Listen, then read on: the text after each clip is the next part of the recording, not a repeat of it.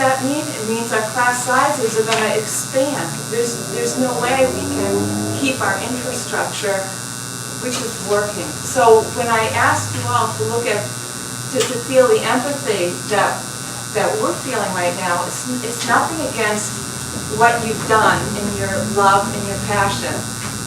It's great, but it's the burden. So if there's ways that you can think of how to minimize that burden, and this is going to go forward, we really need to talk and stay abreast of these things. But to me, it's very black and white in terms of it being, I don't want to say a two-tier system, but it just seems like I feel sad for the kids that aren't going to go. Well, we have two people that want to answer. You want to answer first? I was going to say, I wouldn't say it's your burden. I'd say it's our burden. I appreciate that, and that's why I don't think there's anyone, I know there's no one that's working in a charter school that would say, they can just worry about that, we don't really care. I mean, that's completely all of the controversy, right? How do we deal with that? We've had discussions about, taking less money, or can we, we've had lots of discussions about that, and I think more discussions with you would definitely be warranted. The other piece that I want to say is that I think that when you look at innovation and you look at change, it can be hard to deal with, right? As Peter was saying, we have kids, all of a sudden a group goes to St. Anne, all of a sudden a group is choice into Rockport. So we have those things that happen. This is going to happen actually much slower. You have, all that time to plan for it. So I think it's a different process. And I think if we want to look at how we can innovate in education in Gloucester and bring in what could be, as you're saying, it's exciting. Why not have that here? I don't think it has to come at, as some people have been saying, at this loss, because the kids the money's not going out. The money's staying in. And if the charter school can generate some innovative education that can be shared, which we have seen happen in other districts. I worked in Newburyport when it closed school. I worked in a really small school with only 125 kids. We were not decimated. Nothing changed in terms of class size, teachers.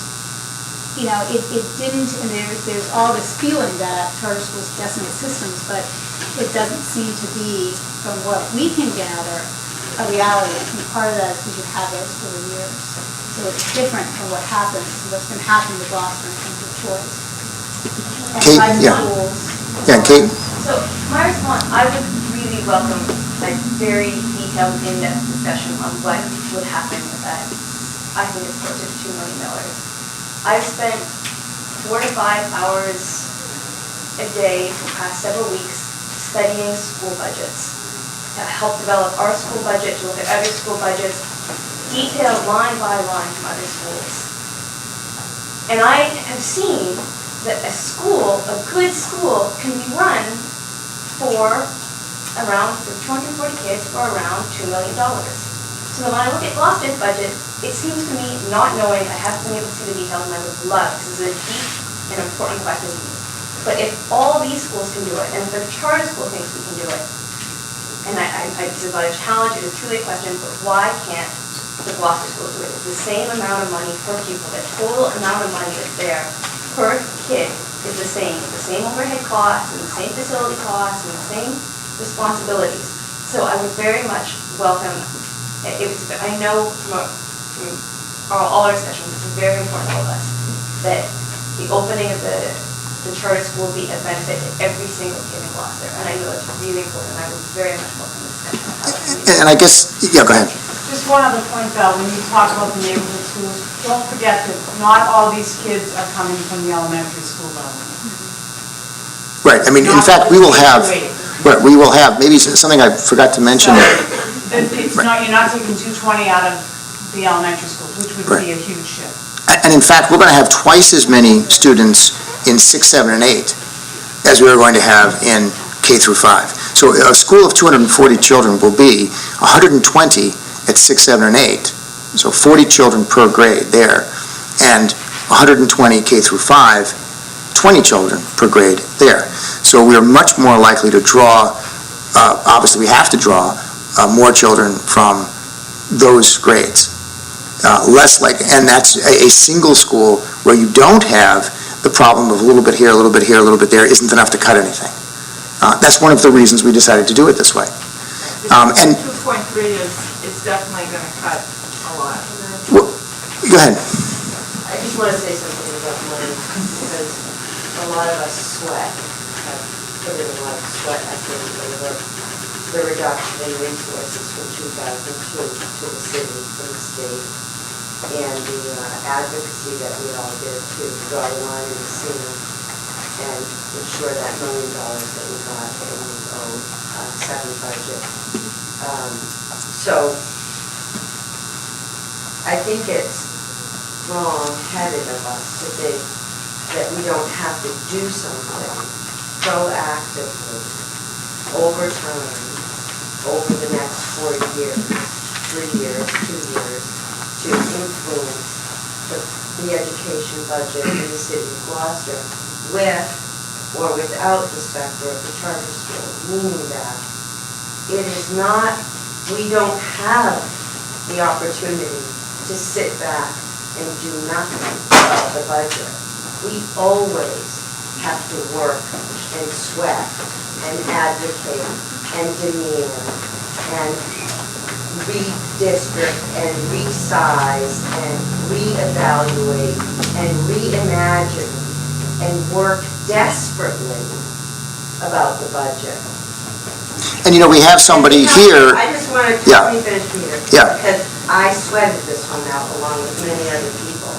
So there isn't a minute of the day or a day of the year that we don't have to do that, with or without the specter of a charter school on the horizon. I feel like that's our baseline one.